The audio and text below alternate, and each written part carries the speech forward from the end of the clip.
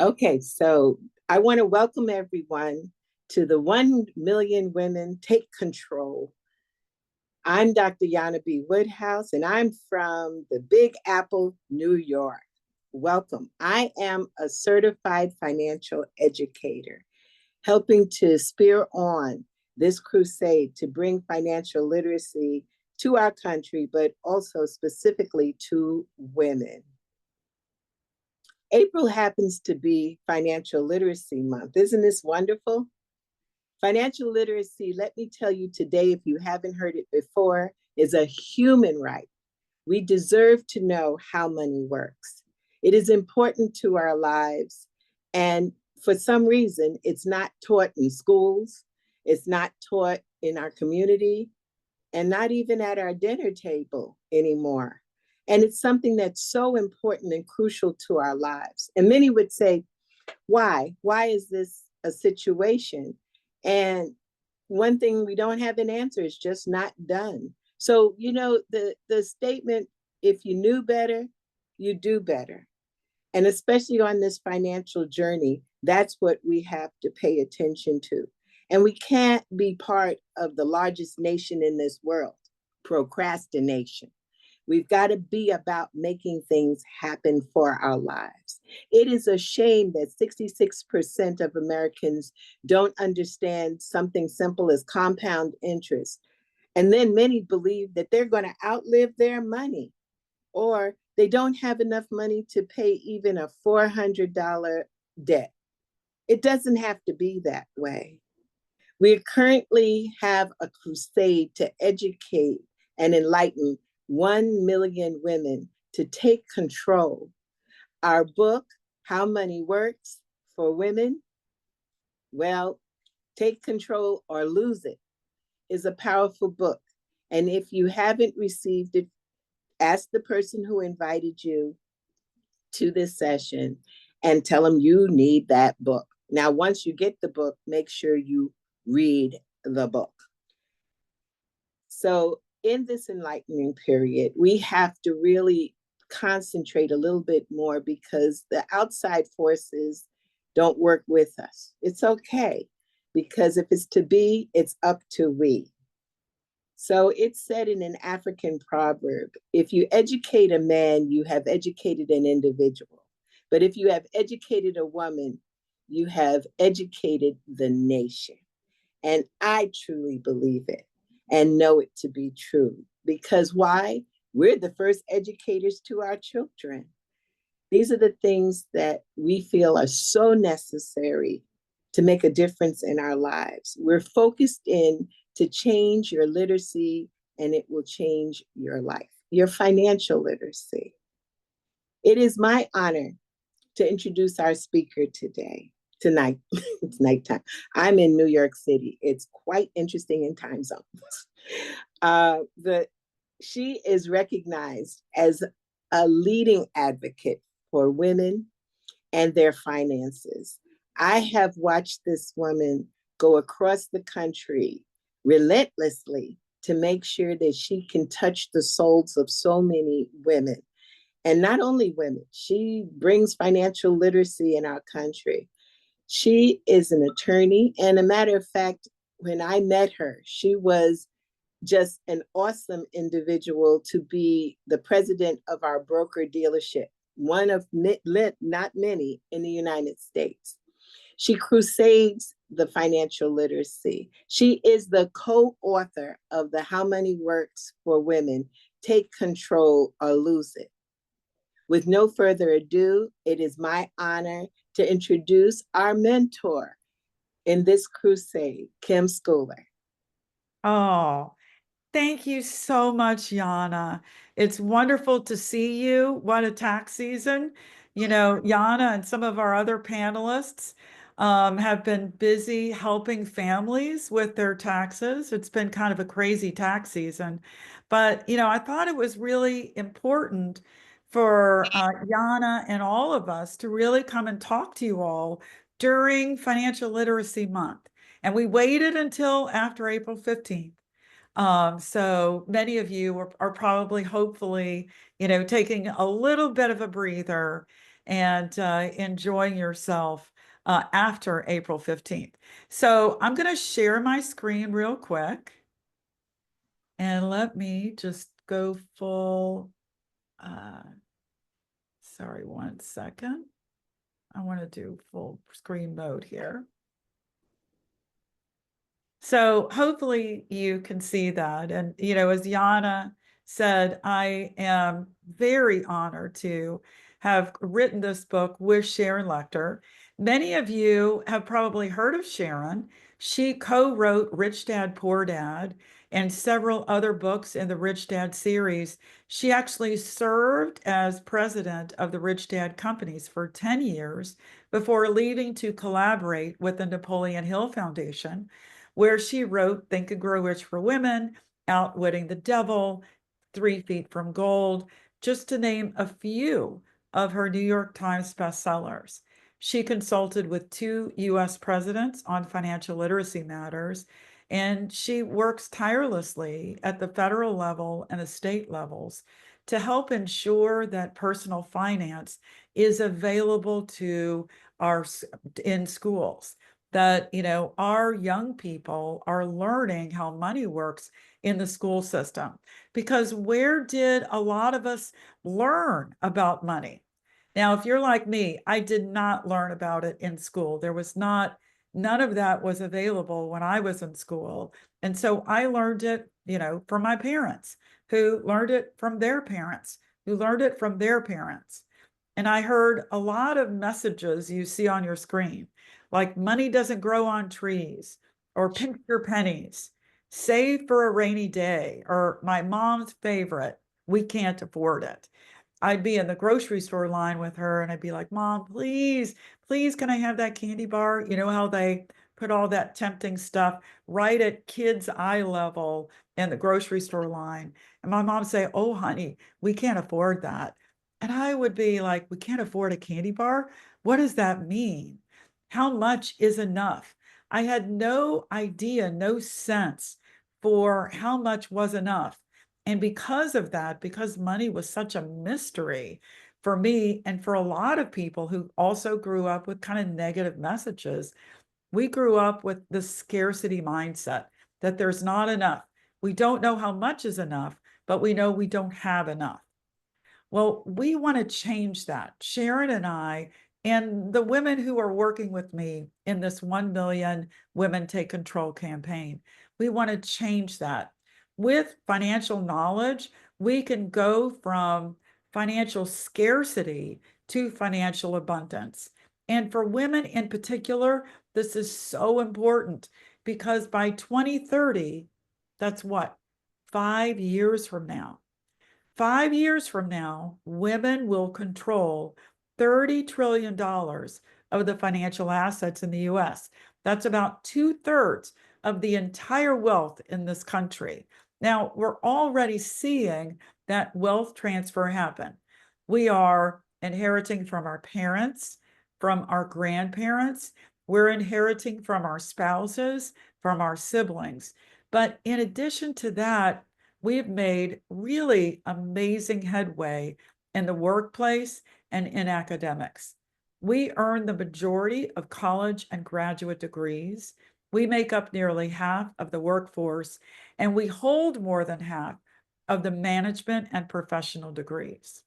Even with all of that progress, we still earn just 82 cents for every dollar earned by a man.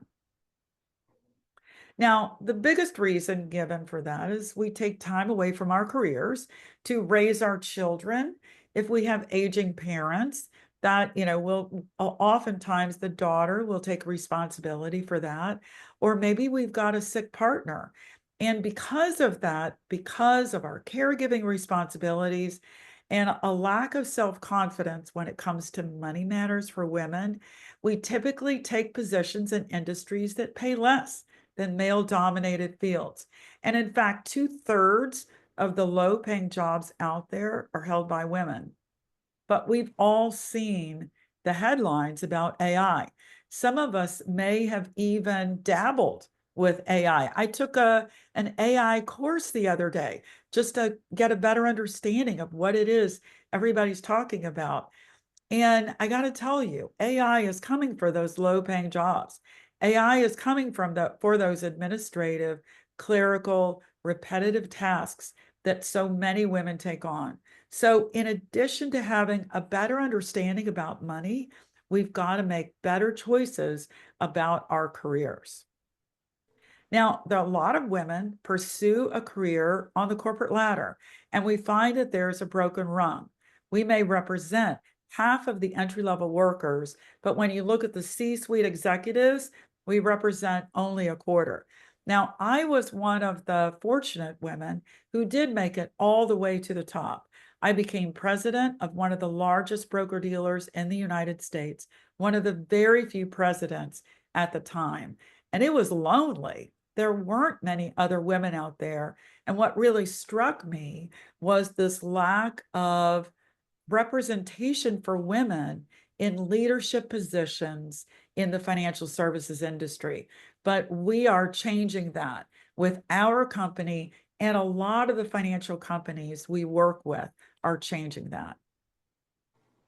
When you look at the median annual earnings for men and women, for men, it's a little more than 61,000, and for women, a little more than 51,000. Now, ladies, I ask you, how significant would an extra $10,000 be in your pocket today? Especially if you're taking care of a family, if you're raising your children or taking care of elderly parents. $10,000 could be everything. And so when you hear 82 cents, it really doesn't sink in until you understand that that means on average, you're making $10,000 less than a man who's doing the exact same job you are. Now, over a 40-year career, that's going to be more than $400,000 less. $400,000 less that we have to pay off debt, and $400,000 less that we have to save for the future for our financial goals like retirement. So when we do retire, we'll receive 80% of what retired men receive in Social Security benefits. But the picture isn't bleak. I don't want you to think that there's no hope or there aren't things that we can do. There are a lot of things that we as women can do. The first thing that I encourage women to do is to talk about money. We'll talk to our girlfriends and our sisters and even our coworkers about anything and everything, but we won't talk about money. We won't talk about things that we're worried about when it comes to money. But when women start talking about the things that are important to us, the things we worry about, we make change. Think about Mothers Against Drunk Driving and how in one generation they changed the entire thought process, mindset around drinking and driving. And whole industries were created from that, like Uber and Lyft. Think about breast cancer awareness, what women have done about healthcare issues that are important to us. We've changed the amount of money that is funding studies on health issues that we care about. And so when we talk about these things, we make change. What would happen if we started talking about what keeps us up at night?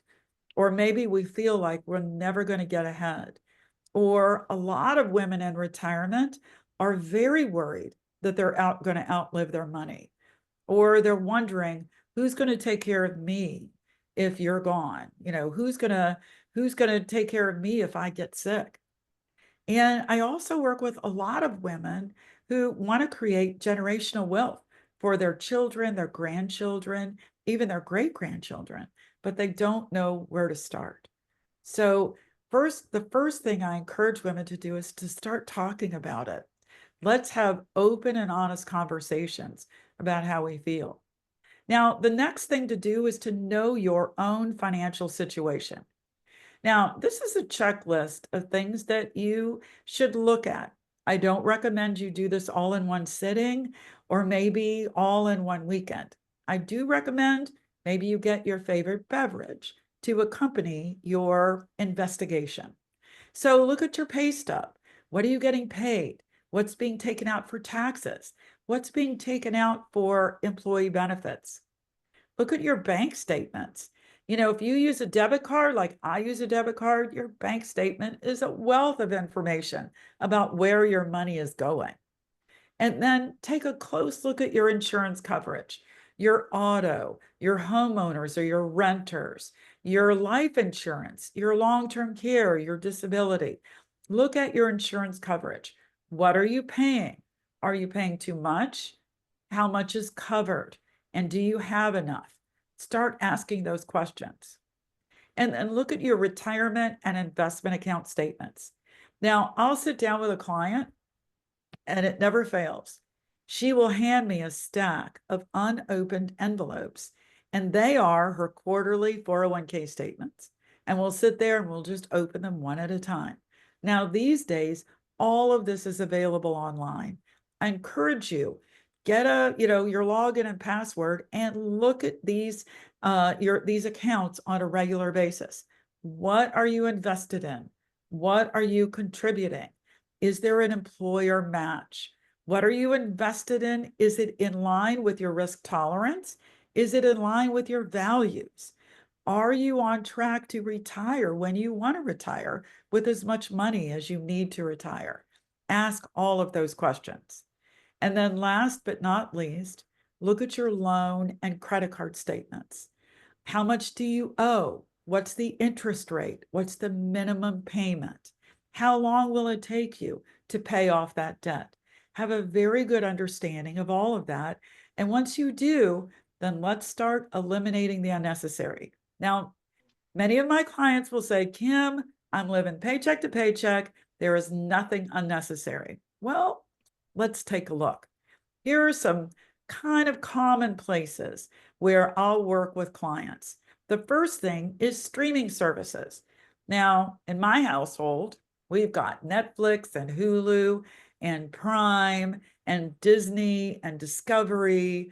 And that doesn't even take into account the music streaming services or the gaming streaming services. So, do an inventory. And, that bank statement, again, is going to tell you a lot.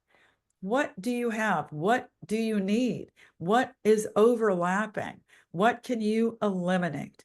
And maybe it's $3 or $5 or $10 a month. But I tell you, that adds up over time, especially if there was more than one streaming service that you can eliminate. The next thing is late fees and overdraft charges. Make a commitment to yourself, no more late fees.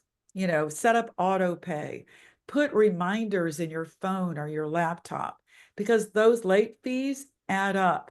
In addition to that, paying late hurts your credit score because lenders want to loan money to reliable borrowers. And one of the ways you demonstrate you're reliable is by paying on time. And so make that commitment to yourself, no more late payments. And then no more overdraft charges. Oh my gosh, those are so high. And you can look at your bank account every day, multiple times a day, to check and see how much is in there. And it's typically not one debt or one check or one payment that sends you into overdraft. It's usually two or three. And at $36 a pop, that adds up. And you end up in a hole that seems almost impossible to get out of. Now, the next area that I work with clients on is credit card debt. Now, there are two philosophies for paying down your credit cards. The first philosophy is start with a card that has the highest interest rate and work your way down. The second philosophy is regardless of the interest rate, start with a credit card that has the lowest balance and work your way up. Now, I follow the second philosophy because you get to see the fruits of your labor much faster. Pay double or whatever extra you can on that low balance card. And then when it's paid off, take all of that money and apply it to the next low balance card and so on until they're paid off. Now, I don't cancel the card once you've paid it off, just don't use it. If you cancel it, it's going to hurt your credit score because it will lower the amount of available credit. And so you just don't want to use that card. The next thing I recommend clients always do, at least annually, is to check your credit report. You can get your report for free once a year and take a look at it. Is there any inaccurate information or maybe outdated information? If there is, you can go online to all three of the credit reporting agencies and have them do an investigation to remove that information because you want to get your credit score up as high as you can. Now, the last conversation I have with clients in this category about eliminating the unnecessary is bad financial habits.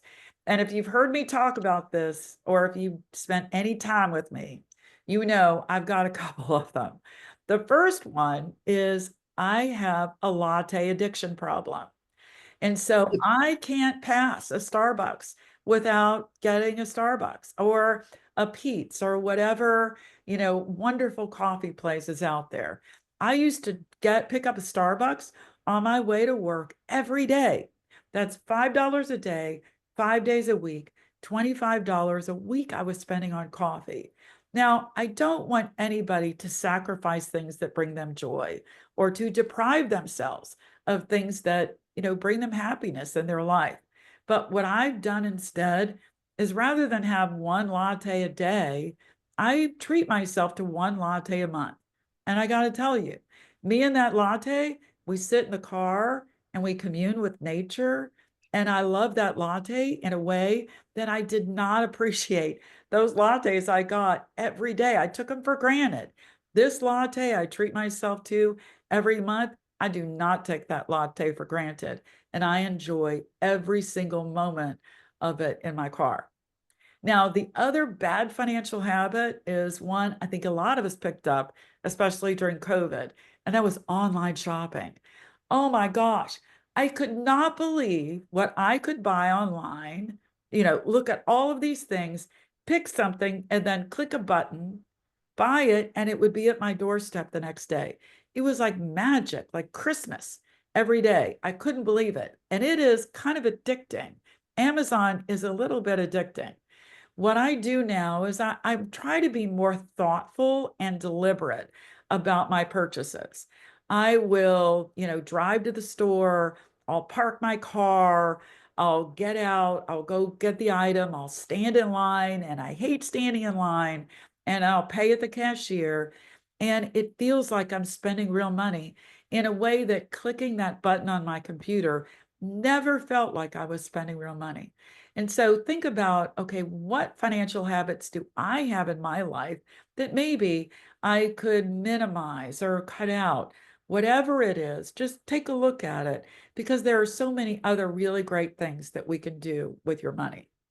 Now, the next thing we want to do is set your financial goals. And I want you to think in terms of time frames, short term, medium term, and long term. Now, we are really good at those short-term goals, but not as good at the longer-term goals. And it would be like you want to buy a house or a new car, or maybe go on a dream vacation, pay for your child's wedding or your child's college education. Whatever it is, retirement, long-term care, make sure that you've identified what that goal is, and then let's come up with the plan. Now, unfortunately, most women don't have a plan to reach their financial goals, including retirement. But we are great planners. We are great at planning a wedding. We're great at planning a party. We are great at planning a vacation. We are great at planning a girls' night out. We are great at doing all of these things. What if we took the creative skills and organizational skills that we apply to those things and apply them to our financial plans? Man, there's nothing we couldn't accomplish if we took those skills and started planning for our financial future. And it's so important for us to do that. 80% of women die single, while 80% of men die married. And so you may, at this point in your life, leave the financial planning and the financial decision making up to your partner. But for most women, we're going to end up holding the bag. And I got to tell you, it is much easier if you've been a participant all along in the process. The other reason why this is so important for women is we live longer. More than 70% of nursing home residents and almost 2/3 of Alzheimer's patients are women. And you may think that's not going to be you, and I hope and pray it's not you, but it's going to be someone you love. It's going to be your sister, your aunt, your niece, your best friend, your coworker. And so we all need to be better examples for each other on financial planning. And then let's save and invest more money.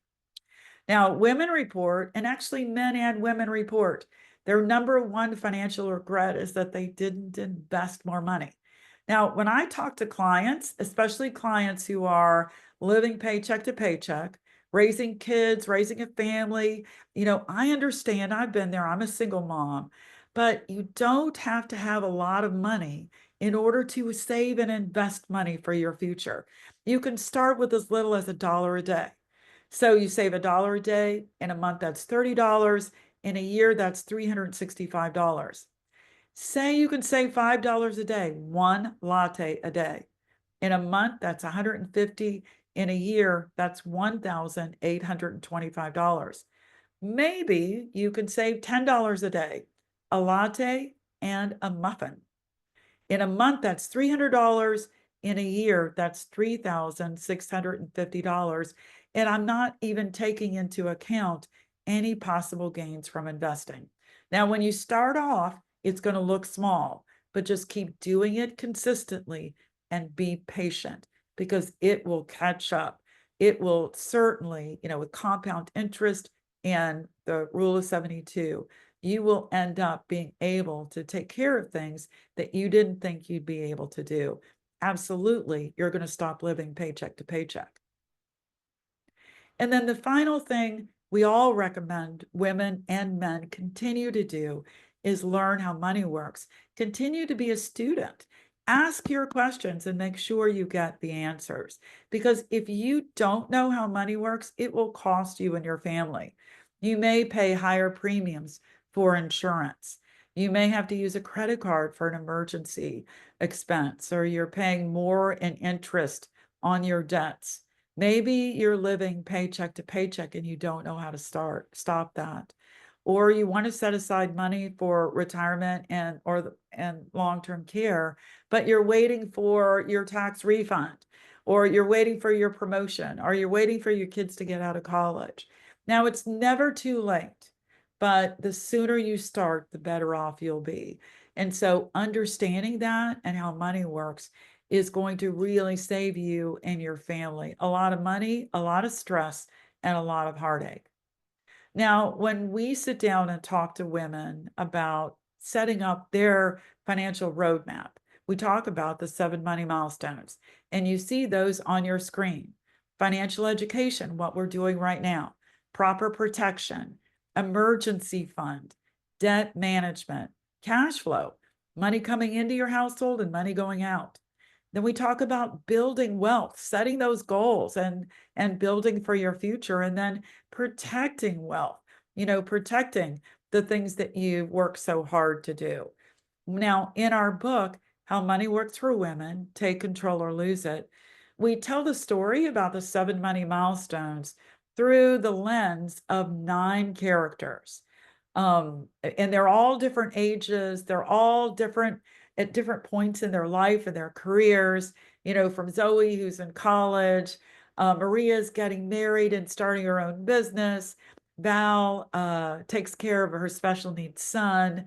Dana is raising 2 kids, trying to figure out how to save for retirement and college at the same time. Sarah, who left an abusive relationship, is starting over and taking care of her family. What do you do in that circumstance?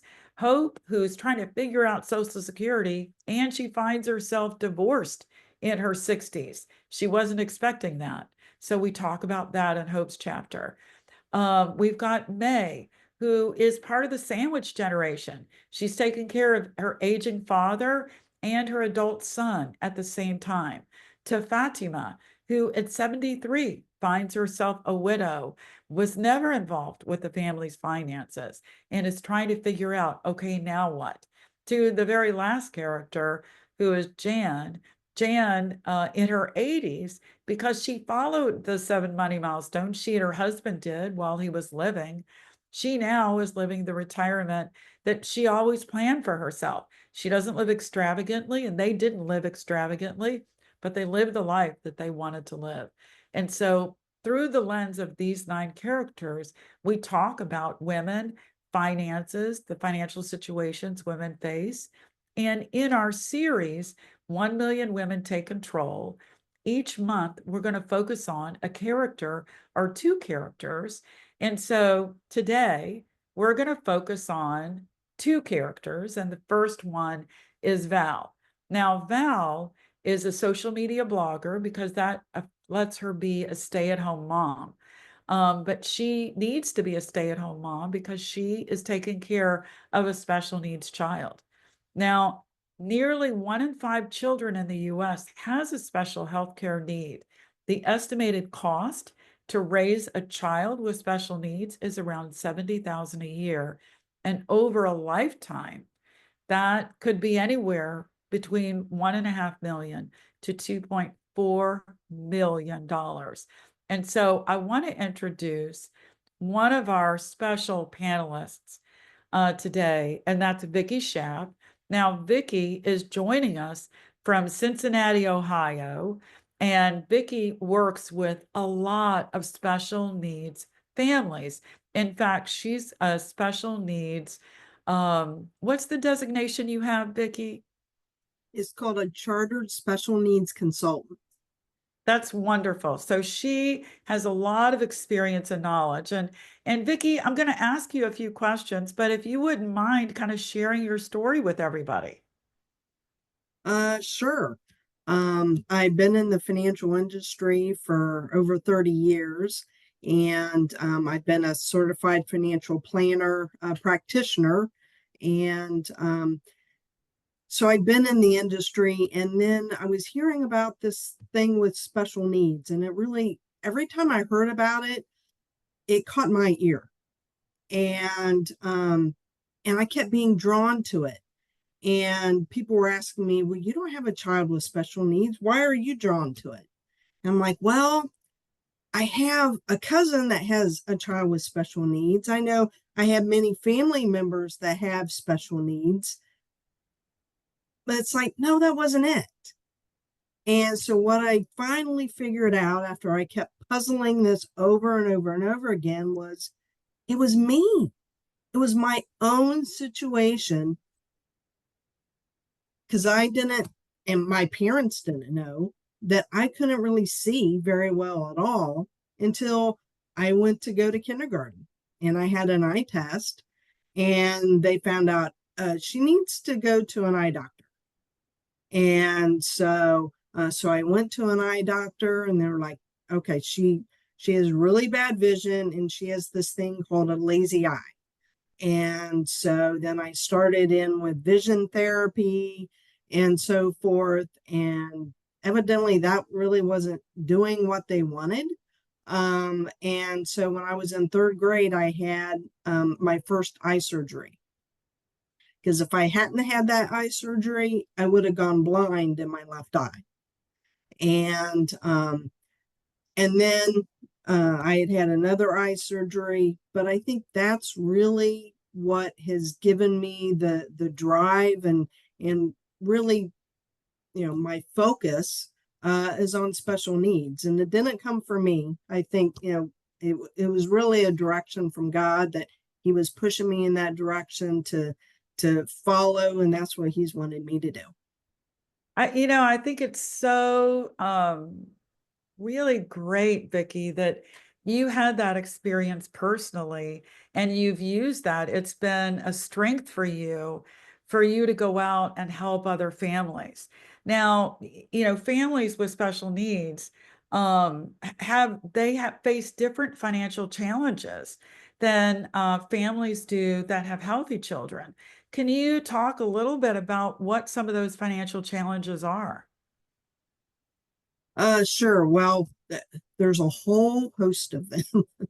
And really when you had the slide up there about the 7 money milestones, and all families have to deal with the 7 money milestones. And so you're looking at things from one direction. But when you have a family that has a child with special needs, in addition to looking at things from this one perspective on the 7 money milestones, you also have to bring a completely different perspective because things are different. So, we go through the same financial money milestones, but just from a different perspective. Different things and learning about financial education, the normal things that we typically teach, but things like SSI, SSDI, Medicaid, special needs trust, guardianships, ABLE accounts, letters of intent. There's those types of things that you need to know how that can affect your life, your child's life. And so that, those are things that are all important. Because special needs children typically do receive government benefits, there is a lot of really special planning you have to do to make sure that you don't upset the apple cart by, they have their asset level has to be below a certain amount, their income level has to be below a certain amount. Mm-hmm. You may have a grandparent who's like, oh, I want to give $10,000 to Johnny to help Johnny. But sometimes that could be the worst thing that grandparent can do. What are some of the things, if you do have grandparents or aunts and uncles, people who want to help their special needs child or grandchild or niece or nephew, what are some of the things that they can do? Well, that's a great question, Kim. In fact, there was somebody in the industry who had a son with special needs, and he was going through the same type of certification. And he had made a comment that it was as important to know what not to do as what to do. And, generally, family has, such well intentions. Grandma Jane wants to give little Johnny money because she knows that little Johnny's going to need the money, not knowing that that can be the worst possible thing. And so, there are several different things that you can do. One is set up a special needs trust. There's 3 different types of special needs trust. For a family, parents, grandparents, they may set up a third-party special needs trust so that they set it up, and they pay out expenses from the trust. And then when the disabled individual is no longer here, then there can be subsequent beneficiaries then to receive the money. Right. Otherwise, and we talk about this in Val's chapter in the book, but it's that point you made is so important, because a third party special needs trust, if something happens to that child, the government doesn't take it, Medicaid doesn't take it. Whereas in a first person special needs trust, when the child dies, Medicaid swoops in and takes whatever's left in that trust. Exactly. And sometimes people don't do that, and they leave money to the child, not knowing that, well, if they're on SSI and they're on Medicaid, because they've received that money, they could be kicked off all those benefits. Yeah, right. And eligible. Exactly. And, that's the last thing that they really want. But again, it's because they don't know. Now, there's also what we talk about in the book, and you deal with your clients, a special type of tax advantaged account called an ABLE account. If you could talk a little bit about what an ABLE account is. Yeah, that started several years ago. and it's called Achieving a Better Life Experience, is what ABLE stands for. And it's basically an account that there's a gift tax exclusion, that if you gift a certain amount to an individual, in 2025, it's 19,000. So someone can gift, or the individual themselves have 19,000, put it into this ABLE account, and then as long as it doesn't reach 100,000, that's the magic number, then their benefits are not jeopardized. And with an ABLE account right now in 2025, you have to have been disabled before you're 26 years old to be able to be eligible to have an ABLE account. But in 2026, that age is going to go up to 46. So if you're disabled for whatever reason before you're 46, starting in 2026, then you can set up an ABLE account. And that can be used to pay basic living expenses, housing, education, transportation, assistive equipment, technology. You can use those types of, that type of an account to pay those expenses. Those are great accounts. They're, having a special needs person in your family has become more prevalent. And it's really good to see at the federal and state level, governments, stepping up to try and help families with tax advantages, with creating things that aren't going to make a child ineligible for their benefits. And what you said at the beginning, Vicki, is so right about the 7 money milestones, that some of them are going to be a little bit more important for special needs parents. And I would say, I've helped a few special needs families. Life insurance is really important, that proper protection, because you've got to take care of that child for the rest of, not for the rest of your life, for the rest of their life. And so you've got to make sure that there are funds in an ABLE account, in a third-party special needs trust somewhere, that's going to help them after you pass away, to provide them with caregivers. And then the other thing that's so important is the last milestone, and that's protecting wealth and making sure you've got that estate plan in place. If you want to, in just 1 minute, if you could talk about what a letter of intent is. Yeah, that is so important. It's not a legal document. I like to call it's a guidebook to your child. And it can go over things like medical information, things that your child likes, doesn't like, what's their daily routine like, what are things that their comfort, if they have like a comfort object, things that might set them off, and how do you handle that? It's really for a caregiver that steps in either on a temporary basis because maybe caregivers are away, or maybe it's a permanent situation and the parents have passed away. Then this can really help transition for that child. It's so important. That's an additional document we recommend these parents do. That's all part of your estate planning. And again, all of this information is laid out in Val's chapter in the women's book. So I encourage all of you to take a look at that. If you've got a special needs child, or you've got a friend or family member or a client with one, you want to make sure they read that chapter. So, Vicki, thank you so much for sharing your knowledge and experience with us. We really appreciate it. Thanks, Kim. So I want to talk about the second character now, and that's Fatima. Now, Fatima was a stay-at-home mom. She was never involved with the family's finances. She was so busy raising the children and taking care of the household.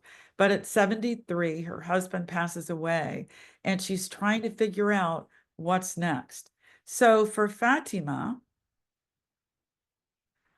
these are the statistics we talk about in her chapter. Half of married women defer investing in long-term financial decisions to their spouses. But remember that statistic I talked about earlier? 80% of women die single, while 80% of men die married. There are more than 11 million widowed women in the US. 51% of widowed women age 65 and older live on less than $22,000 a year. And I just don't know how that's possible. Now, a lot of women, 70%, and I actually read somewhere recently that that number has actually gone to 80%. 80% of widows leave their husband's financial professional within a year of his death. Why? Because he didn't listen to her. He wasn't paying attention to her or what her needs were. And maybe she didn't want to participate, but she wants to work with somebody who's going to talk to her. So I am very, very honored to welcome our next special panelist, and that's Beverly Bowens. Now, Beverly is originally from South Carolina, but she lives in Lexington, Kentucky now. And Beverly has worked in the financial services industry for a very long time, and she's very, very special and helpful in her approach. But what's one of the really special things about Beverly is she's been a widow twice. She was a widow in her 40s, and just recently she became a widow again right around Thanksgiving, and both times surprises. So Beverly, if you wouldn't mind, first of all, sharing with everyone a little bit about yourself. Like you said, Kim, I'm a native of South Carolina, and I came by way of Berea College and had the opportunity to fall in love with Kentucky to a point that I've stayed here and met some really great people here, and I'm still here. And I kind of want to share a little bit about two special people in my life. And as you're talking about the widowhood, if I could just share a little bit, I know we're kind of short on time, so can I go and talk about? Please do, Beverly, please do. Yes, okay, I will go ahead and do that. So, becoming a widow in 4 days, a story of love, loss, and resilience.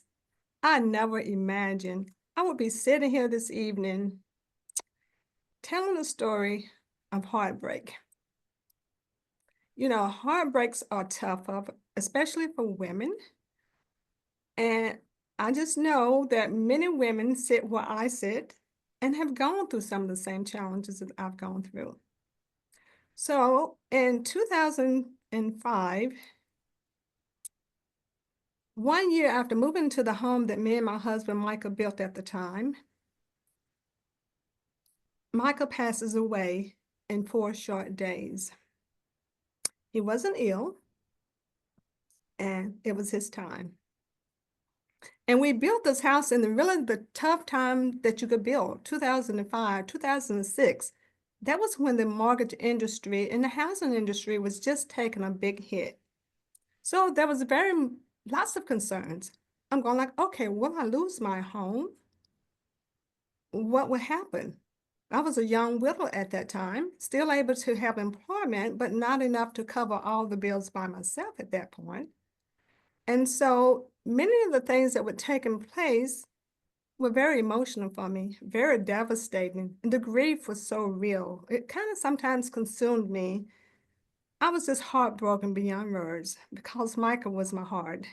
He wasn't just my husband, he was really my best friend. He was kind of like a protector and came into my life at such a time that God only knew that I needed that Michael at that time. So the challenges that we faced, that I began to face by myself is, okay, how do I keep the home? What am I going to do? And immediately after searching some documents, found out, okay, there's enough insurance that I won't have to worry about losing my home. I could pay off the mortgage. I could do other things as well. And the key thing is that with Michael, he did plan. I didn't know everything that he had. I didn't ever search out, and I guess that's a bad thing sometimes. So we women we need to be searching out, asking questions. And so in the middle of this tough situation, after knowing that the life insurance is there, and I knew that there was joint ownership, so that's also important, is how do you have your house deeded? Do you have ownership rights in that property? We had emergency funds, so we had done some things right. We had no debt. We didn't like debts. And the funny thing about Michael, we just bought the bedroom suit that we wanted forever, and we got that the same month that he died. So some of the possible financial outcomes from Michael's planning, I was able to keep the house. I was able to do things, financially and be in a good situation. But the emotional state, I won't sugarcoat it. It was dark. There was anger. There was loneliness. There was fear. But there was also deep gratitude. Gratitude for the love we had. Gratitude for the protection that he left behind. Gratitude for the inner strength that God was giving me. And I couldn't be mad so long. And I just had to keep pushing. So how did I overcome such hurt and pain? I know that Micah protected me. I know that he had a plan that I didn't know all the details about. And I realized that grief and strength, they can all happen at the same time. And I knew that my life was in the master's hand. And in time, I began to emotionally get better. So it's not all gloom and doom. Some things happen, but you get over it and you get ahead. So what are some of the things I would tell young couples today? At that point, I was in my 40s. 40s is pretty young because you still, have young children as well in many cases. So I would tell them to make sure you're having those tough, uncomfortable conversations. Oftentimes, like me and Michael, we never talked about it. We didn't talk about it. We was busy doing so many other great things that we enjoyed, but we never really sat down and talked about it. So we need to make sure that we're talking about our monies. We want to make sure that there's protection. We want to do this together because oftentimes one spouse has no idea what the situation is. Are we covered? But those conversations need to happen early. And some of the other things, making sure they're setting up wills. Michael didn't have a will. But there was no legal court battles over anything. Everything was left pretty much to me. So all worked out well there. But during the second chapter of Love and New Beginnings, 7 years later, well, for a long time, I believed that I would never get married again. In my heart and mind, I was still married to Michael. I told some of my friends and some of my family members, I'm Michael's girl to the end. I wanted no more love stories or losses. But God had a different plan because 7 years in the Bible talks about the new beginnings. And that new beginning for me was Paul. We met in a very unusual place. We met at the cemetery. We both had our loved ones buried in the same cemetery. So we kind of met there. And I won't go into all the story about Paul and my relationship. Would love to share more. Just connect with me if you like more. But Paul, I want to tell you a little bit about our life. Paul and I married in 2013. And now I'm before you again as a widow, a second time. Only this time I'm in my 60s, mid 60s. Paul and I shared 11 wonderful years together, and losing Paul just 5 months ago shattered me again. He passed in 2 days. But this season is very different because being 21 years older, it brings new questions, new realities that you're having to face. And some new challenges that I was facing and still facing. Will I outlive my money? Who will care for me as I age? How do I move forward without Paul's laughter and protection and his love? These are real heavy questions that many women, especially senior adult women ages, really have a whole different plate of things to be concerned with. Our earning powers are less. I mean, at mid 60s, you're not looking to really start a brand new career. So as I go to some of the challenges, I want to just kind of share a couple of things that Paul and I did have in place. We had long-term care insurance. I even had an indemnity policy that could help me age at home if that was something I choose. And managing the assets. We manage assets. We didn't do a lot of conversations either. So I looked at that in both of my situations and I said, I wonder why. Because for me, I've always trusted that the Lord will provide. I didn't go meddling around trying to figure it out.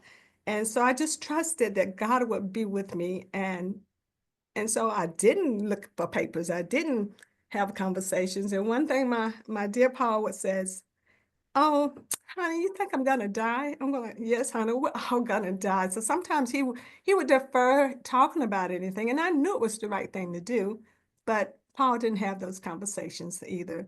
So what made it so challenging this time, again, that long-term care, who's gonna take care of me? Will my money outlive me? Will my money run out before I'm gone? So you just have to think differently as a senior as you go through these financial situations. So the final thing I would share is that there are days I feel overwhelmed, and there are moments the silence feels defeating. Missing Paul's laughter, his sense of humor, just the person that he was in my life. But then I think about the memories that were built, the laughter we shared, the protection they gave me, both Michael and Paul. So I just move forward knowing that I'm protected and that God will be with me because I know I can make it. And I know that both Michael and Paul are pushing pushing forward, for me to do the best I can in life. And they did leave me okay, well, I didn't have to struggle, didn't have to lose the home a second time. So having things put in place with Paul, there was no will again. He had built his success in his two careers and he did well financially, but I didn't know what he had or didn't have because I didn't never found out. But I was blessed to know that I'm okay in that arena. But so as I close this little story that I'm sharing with you all tonight, just just think it can happen to one of you. So as you're learning from me tonight, just think, are the plans in place? You might not know like I didn't know, but I think it's a good time to start having those tough conversations. And I know Kim talked about all those wonderful things that we planned for, but it seems like no one really wants to talk about planning for death. But it is so very, very important that we have those conversations and know that it will be okay. Oftentimes, men are a little different sometimes, and you have to find your lead in. And you can sometimes do that by talking about maybe one of the family members that passed, or you may talk about a friend who lost their husband, or the husband lost his wife and say, well, honey, how do you think they're going to make it? Because you have to break the ice with men. Sometimes they can be a little tough. So as I close, so with my trust anchored in God, I move forward, dwelling on not on my sorrows, but on my new beginning, the next chapter of my life. And I know that I will be fine. And I just want other women to know to start planning, start having those conversations. And there's so many financial things that you're going to face, and whether it be the assets, what are they? Am I on the deed? Am I on the title? It's okay to be on the mortgage, but you need to be on the deed and on the title. So there's a lot of things, and I know Kim in our book, there's a checklist for widows, and that book will give you many, many things to start looking at, evaluating to make sure that you're putting things in order and taking control of your situation. Thank you. Beverly, thank you so much for sharing your story with us. I've heard you share parts of your story before, but never the whole story. And oh my gosh, you are just one of the strongest, most inspirational people I've ever met. Thank you. Before we started this meeting, we had a little pre-conversation. And I know it's not financially related, But I did want you to share with everybody, you had mentioned one of the hardest things that you've experienced as a widow is people don't know what to say to you. And so as someone, financial professionals who work with widows, who have friends who will lose a loved one, what are some of the, what's some advice that you could give to us? I would say if that person is very close to you and they knew your husband, if it's a husband who passed, just say something about the husband. We women, we widows love to talk about our husbands, okay? So, yeah, just say something that will spark that excitement in us so that we can have a smile, so that we can share a joke. Because oftentimes, like you said, I've seen people who wouldn't know what to say to me, thinking I would cry, I would get sad, and probably so inside. But then if you say the right thing, just something excited, nothing that, you might talk about Paul and his golfing and how he kept his score versus other people's. Paul had a way, and most of my friends and family that knows Paul, they knew Paul very well. So they would know what to say, but then if it's someone else that doesn't know Paul, then that conversation may not go that way. But it's always good to try to do it in a way so that it's not gonna hurt someone's emotions. And we cry, and we can cry almost over anything. So just don't ignore them, I would say, but try to ease your way in a positive way and ask them, tell me something good that you celebrated with your husband. Because that way they might not know you that well, but they can start getting excited and say, hey, we went on this fabulous trip on our 50th anniversary, blah, blah, blah. So just try to find a way to break the ice and get to know the person's husband in a way that wouldn't be offensive if you asked them something or shared a moment.